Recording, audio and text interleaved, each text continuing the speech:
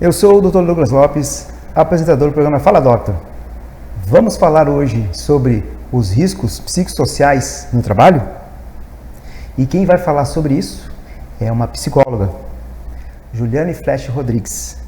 Juliane, seja bem-vindo ao programa Fala Doctor e falar desse assunto que nos interessa, até mesmo porque o telespectador, ele pode ser aquele que emprega ou então tem um empregado nos escutando. Seja bem-vinda.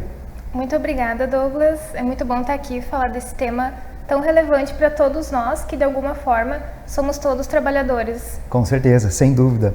E por que escolheu esse tema? Então, riscos psicossociais está um pouco na moda, vamos dizer assim, né? A gente sabe que teve uma atualização da norma regulamentadora 01, que inclui, a partir de maio de 2025 agora, a avaliação dos fatores de risco e de riscos psicossociais no trabalho, para todos os tipos de trabalho. A partir de um trabalhador já é necessário fazer essa avaliação para entrar naquele plano de gerenciamento de riscos no trabalho. Então, agora tem se falado um pouco mais sobre isso, mas de fato é interessante que a gente entenda por que é importante falar sobre isso e também o que são riscos psicossociais no trabalho. Então, de uma forma bem breve, riscos psicossociais no trabalho podem ser entendidos como um dano à saúde mental e física de um trabalhador, que pode se apresentar, por exemplo, como um acidente no trabalho, uma lesão, enfim, coisas relacionadas ao trabalho que ferem a integridade da saúde, tanto física quanto mental.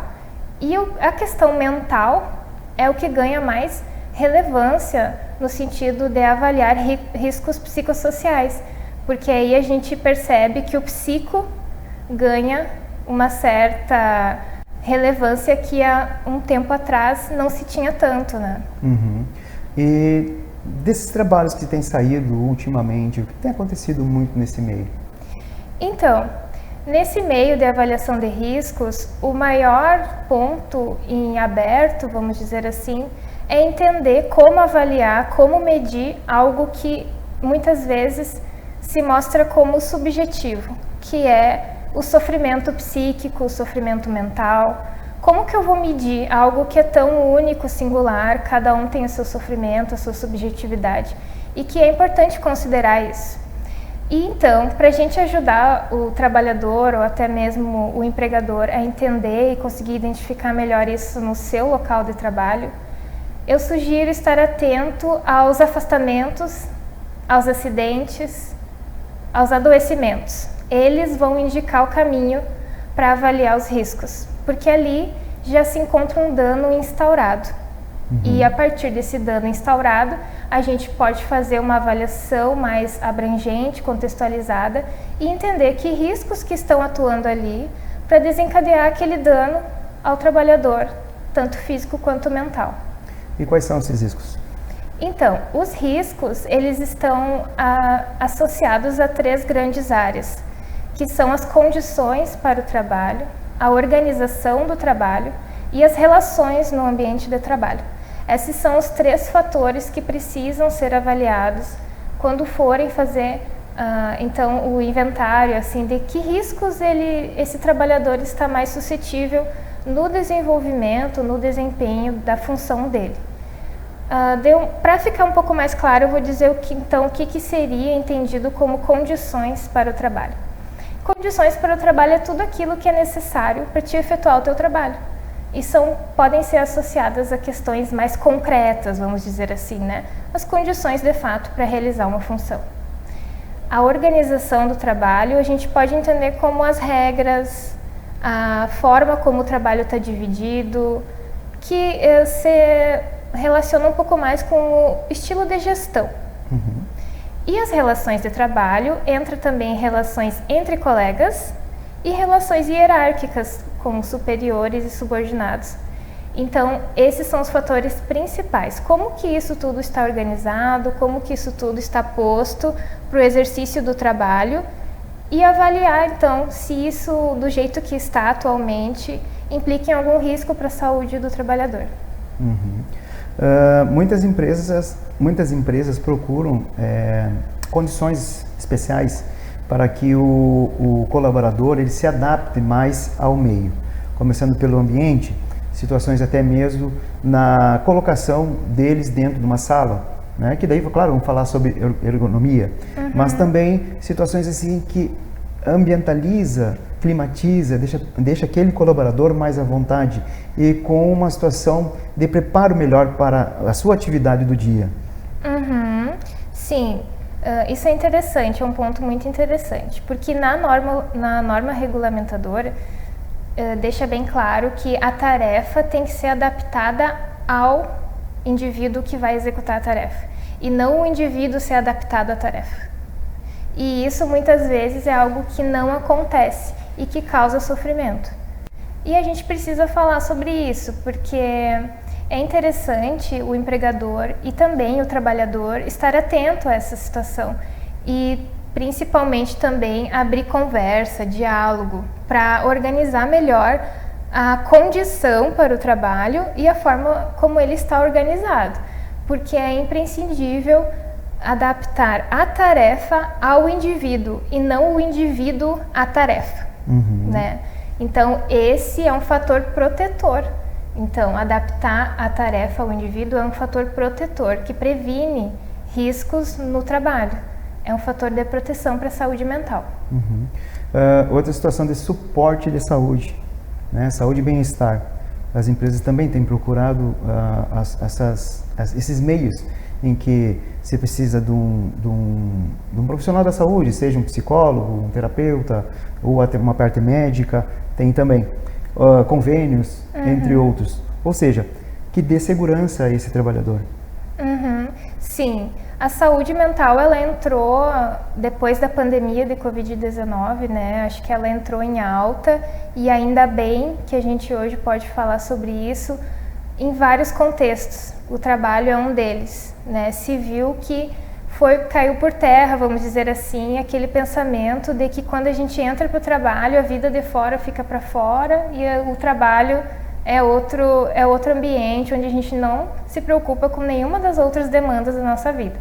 Então, é interessante e muito valioso quando as empresas buscam esses recursos e oferecem eles para os trabalhadores no sentido de valorizar a complexidade que é o ser humano, né? E isso certamente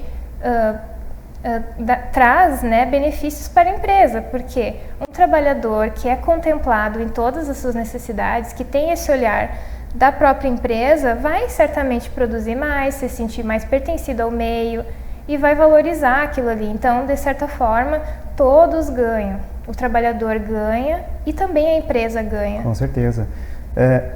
A adaptação e a inclusão dentro da empresa. Isso é gerador de colaborador que vai desempenhar um bom papel na sua função, na sua atividade. Mas também tem do lado, né, do trabalhador a flexibilidade e adaptação. Hoje pode ser físico e home office. Por vezes tem mães que terminou aquele tempo, ganhou bebê e terminou o tempo, né, que tem aquele tempo que a mãe fica cuidando do bebê, sim. Mas por vezes aquela colaboradora ela pode ficar mais tempo em casa trabalhando para a empresa através do home office. Sim, isso entra no aspecto da organização do trabalho, né? O quanto essa empresa pode flexibilizar esse acesso da mãe tanto ao cuidado do bebê quanto ao desempenho da sua própria função no trabalho, sem desamparar nenhum dos lados, assim, né? Então, esse é um aspecto importante a ser considerado quando for avaliar a organização do trabalho. Será que essa organização é muito rígida, repressora, ou ela está mais flexível, está aberta à negociação, ao diálogo? Então, uma organização assim que tende mais à sublimação, vamos dizer, usando um termo mais técnico, ela tende a promover mais prazer e realização no exercício do trabalho do que empresas que priorizam a repressão e também o controle sobre as tarefas e a execução do trabalho. Isso é determinante, né? Essa situação do controle, de elevar elevar o estresse do colaborador e diminuir, porque normalmente em empresas querem metas e metas, e aí então aquele estresse aumenta mais, é aquela responsabilidade. Sim. E tem pessoas que não suportam, não aguentam, então por isso que tem que ter um preparo a mais para isso. Sim, as metas são uma grande questão, acho que para muitos nichos, né? Exatamente, até mesmo porque quem vende, né, por exemplo, bancos, né, depois nós vamos falar sobre isso, né, sobre essa situação, né, da relação, né, do bancário dentro de um banco, né, que é uma carga muito grande que ele recebe, e em outras empresas também, onde tem aquela situação de venda, né? Sim. E aí então se coloca toda aquele planejamento entre o comercial, entre as vendas, e quem está nesse setor tem muita pressão. Tem que saber lidar com muita coisa e exige muito do trabalhador, certamente. Exato. Bem, o que tu tem mais a falar sobre os riscos? Quais são as doenças que mais aparecem dentro dessa situação de desequilíbrio? Sim, os riscos, como eu falei, eles variam e dependem muito do contexto desse trabalho, em que função esse trabalho está sendo exercido. Mas, de um modo geral, se a gente analisar aquelas 3 esferas, que são as condições, as organizações e as relações do trabalho, a gente já pode ter um panorama melhor, né? Então, de um modo geral, eu posso dizer que o estresse, né, é um ponto presente em muitas áreas. E o estresse, ele se mostra de diversas formas, não só no sentido de uma pessoa irritada, né? Ele pode vir através de crises de enxaqueca, dores de cabeça frequente, distúrbio gastrointestinal, até vir, como a gente diz na psicologia, né, somatizar o estresse. Por exemplo, alergias, feridas que nunca se curam, coceiras, perda de cabelo. Isso tudo é manifestação também do estresse e é uma característica que está presente onde existem fatores de risco. Então, é um ponto importante a ser considerado quando o empregador for fazer essa avaliação, entender melhor o que está acontecendo por trás para estar desencadeando esses danos à saúde do trabalhador. Tá gostando? Olha, daqui a pouquinho, no segundo bloco, tem mais. Até breve.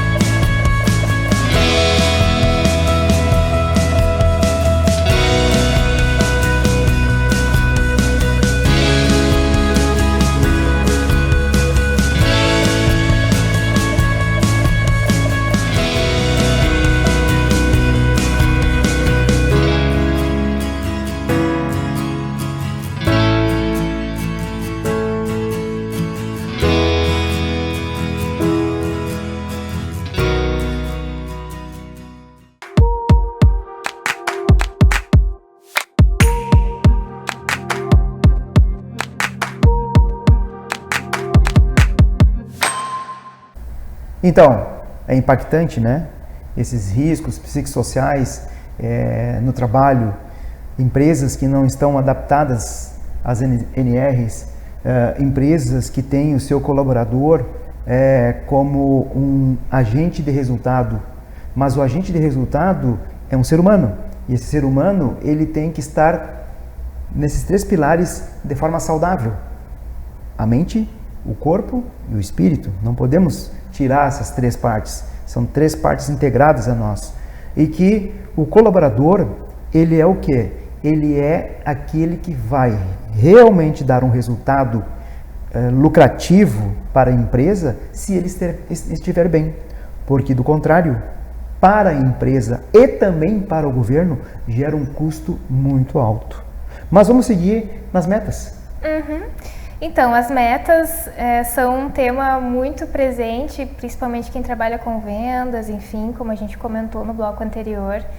E a relação com as metas é algo complexo, né? Porque a gente não pode reduzir de uma forma tão simplória algo que, enfim, demanda toda uma organização, depende do contexto onde está sendo aplicado. Então, algo interessante sobre as metas é atentar ao modo como elas estão organizadas. De volta, eu sempre relembro aqueles 3 pontos: as condições, as organizações e as relações do trabalho, para a gente avaliar os efeitos disso na saúde do trabalhador. Então, as metas por si só, assim, não seriam um problema. Enfim, a gente tem metas na vida, a gente tem metas na vida pessoal, na vida, enfim, financeira, profissional. Então, as metas por si só não são desencadeadoras de doença, mas a forma como elas estão organizadas, sim. Aí a gente entra na cobrança excessiva, nas condições rígidas de que tem que ser desse jeito para te alcançar essa meta, e nas condições para o alcance dessa meta, que muitas vezes são precárias. Os trabalhadores não têm as condições necessárias para alcançar aquela meta, mas são cobrados como se tivessem. Então isso tudo desgasta muito quem está sofrendo ali a cobrança diária, e muitas vezes até cai num assédio moral, que a gente sabe que é comum, infelizmente, né? E muitas vezes perguntam, né? Ai, mas eu nunca vi ninguém sofrer um assédio moral. Mas não é porque tu não viu que não acontece, né? E muitas vezes o assédio acontece nos bastidores, para não ter justamente testemunhas de que aquilo está acontecendo. Então, é importante atentar principalmente a como essas metas estão estipuladas, como é feita a cobrança e se os trabalhadores realmente têm condições para alcançar essas metas. Aí a gente pode então avaliar de uma forma mais ampla e complexa a relação entre estressores e fatores de risco para a execução desse trabalho com metas, no caso. Sim. Vamos falar sobre depressão, estresse e ansiedade? Vamos. Recentemente eu fiz uma pesquisa com bancários aqui na cidade de Santa Maria, e justamente esses 3 sintomas, vamos dizer assim, foram as principais doenças que esses bancários atribuíram ao trabalho. Em primeiro lugar, a ansiedade, em segundo lugar, a insônia e em terceiro lugar, depressão. E também, claro, outros como lesão por esforço repetitivo, síndrome de burnout, enfim, que acontecem realmente. E a gente precisa se atentar a isso, né? O que está acontecendo no trabalho, que esses trabalhadores relatam que após ao ingressar nesse ramo, eu desenvolvi isso, né? Então, esse é um ponto de alerta, e pesquisas nesse sentido são valiosas para ajudar a gente a mapear a saúde desses trabalhadores, para então construir, elaborar recursos para amenizar esses fatores, né? Sim. Tem alguns países que são exemplos que tem empresas assim que estão em condições muito boas para os colaboradores?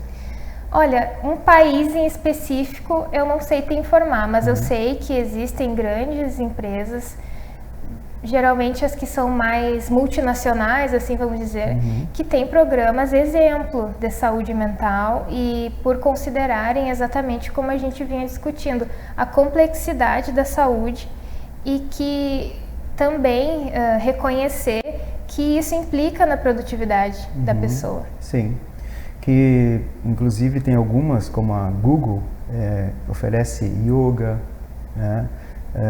Também ensino respiração, entra também com a parte de mindfulness, e que são situações boas, né? Não só para quem trabalha, mas no geral, né? Mas também a gente tem que ter um olhar para o empreendedor, para o empregador.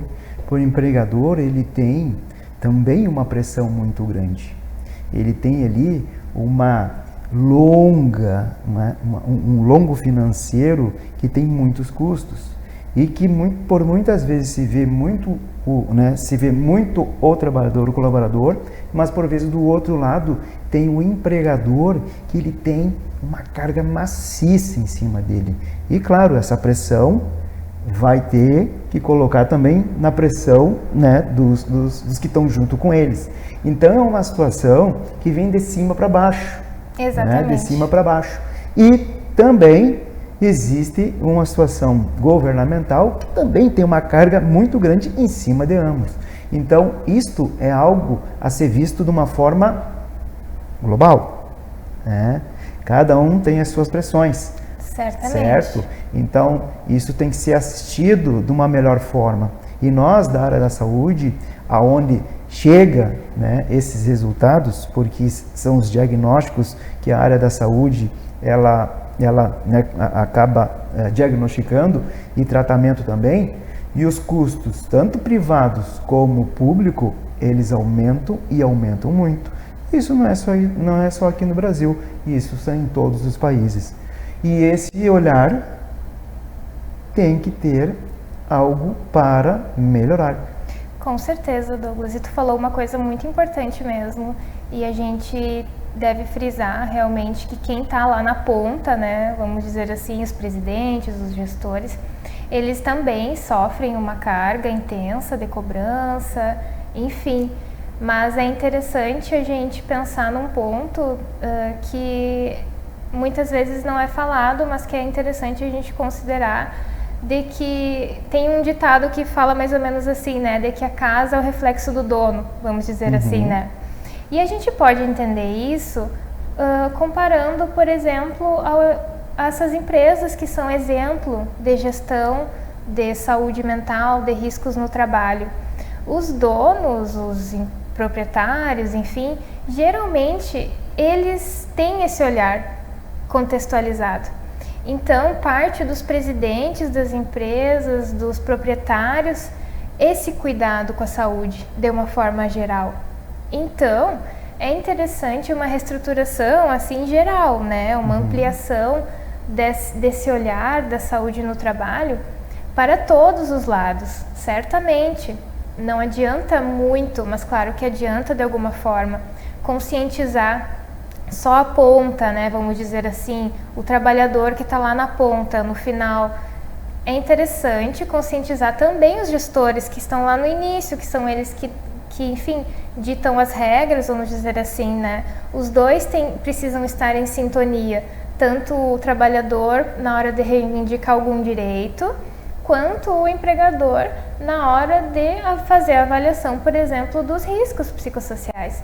Se ele não tem esse olhar mais ampliado, como que ele vai fazer essa avaliação? Como que ele vai achar isso relevante? Fica difícil realmente conciliar. Mas a gente percebe também uma mudança desse pensamento com as gerações.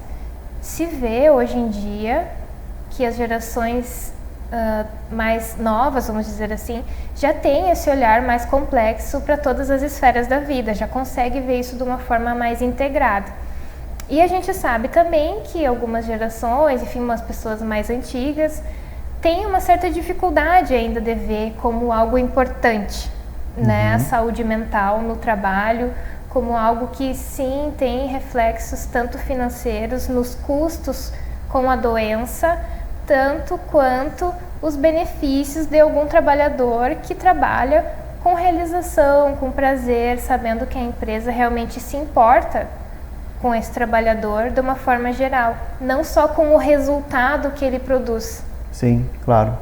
Sim, e esses resultados hoje eles vêm acompanhado, como tu falaste, né, vem do estresse, da ansiedade, da depressão, e que não é só no trabalho também, porque essa pessoa ela vive em outros lugares, e que é em casa, são ambientes de festa ou de outros, né, e que por vezes soma-se, né, que onde tem ali, onde está trabalhando e onde está em casa ou outro lugar, não descansa.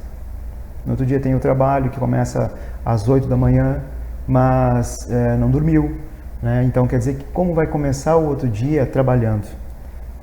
Aquele momento do sono, né? O nosso sono, na verdade, ele é bom das 10 às 6, das 10 da noite às 6. Esse seria o ideal, mas não acontece. Né? Tem pessoas que dormem 2, 3 horas por noite. Essas 2, 3 horas por noite vai desencadear muitas doenças no futuro. E no trabalho, como que essa pessoa ela vai trabalhar de uma forma compenetrada? Né? Então, mas para isso existem situações que a própria empresa pode treinar, pode mostrar, pode ensinar, né? Porque nada como informações chegando a um lugar, como a gente está fazendo. Sim, certamente. Momentos assim de troca e de compartilhamento de experiências são valiosos, né?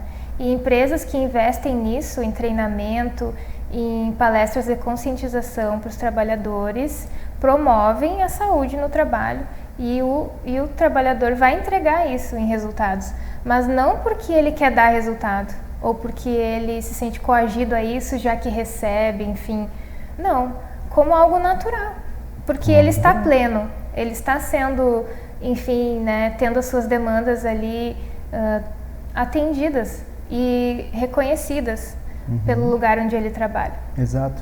Alimentação balanceada, né? O meio-dia, o colaborador vai almoçar. Aí ele almoça 3 vezes mais do que se precisa. Vai trabalhar já com sono também e todo pesado. Então tem que ter equilíbrio. Se não houver equilíbrio, não vai ter resultado, né? Outra situação também, exercício físico. Não atividade física, exercício físico. É fundamental para quem está no trabalho também ter essa capacidade, porque exercício é resultado corporal e mental também. Sim, o exercício físico ele é muito importante para o manejo do estresse, né? Sim. Descarregar ali as energias, como a gente diz, através, por exemplo, de um exercício de força, que seria a musculação, né? Um exercício talvez de luta, de dança, de bike, de corrida, seja qual for, o importante é se movimentar também, porque ali a gente consegue dissipar de alguma forma o estresse acumulado ao longo do dia, fora os benefícios para a saúde física. Exato. E outra, a prevenção anual, né? Exames, a procura né, do médico clínico, né, para que faça um check-up, é muito importante isso. E em saúde mental a gente também precisa ver com esses olhos, assim, né? Muitas vezes a gente deixa de lado questões emocionais por muitas vezes preconceito, talvez ignorância ou, enfim, não reconhecer aquilo como importante, mas é importante, sim, sinais de tristeza intensa, estresse agudo, estresse crônico, dificuldade para dormir. Isso tudo precisa ser investigado, assim como, né, Douglas, fazendo um link com a tua profissão, quando a gente tem uma dor de dente, a gente procura um dentista, né? Exato. Então, quando a gente tem alguma questão emocional, procurar também um profissional. Exato. Não deixar a situação piorar, enfim, né? Como tu mesmo colocou, atuar na prevenção e na estabilidade da saúde, né? E não só em momentos de crise. Exato, isso aí. Vamos focar na saúde e não na doença. Juliane, estamos chegando ao final do nosso programa, da nossa entrevista. E como é de costume, eu peço para o convidado, a convidada no caso, deixar uma mensagem para esse público que está nos assistindo. Então, primeiramente eu quero agradecer, Douglas, obrigada pela oportunidade de estar aqui. E para os trabalhadores, eu quero deixar então a sugestão de não ignorar os sofrimentos do trabalho, buscar ajuda. E para quem é empregador, quando for fazer a avaliação de riscos psicossociais no trabalho, que agora faz parte, né, o Ministério do Trabalho vai cobrar esse plano de gerenciamento de risco, é interessante buscar um profissional qualificado da área. Tem psicólogos que têm especialização em clínica do trabalho que podem ajudar, também tem empresas de medicina ocupacional que podem ajudar também. Então, buscar suporte, porque isso também ajuda os dois lados, tanto quem está empregando quanto quem está trabalhando. Maravilha. Ju, muito obrigado pela tua participação. E, uma vez convidada, sempre convidada. E a você, que nos acompanha na TV, nas redes sociais, compartilhem, né? Isso é muito importante Vocês são nossos braços também de levar essas informações de saúde, bem-estar e qualidade de vida para todos e de coração. E que eu desejo a vocês uma noite abençoada. Até a próxima!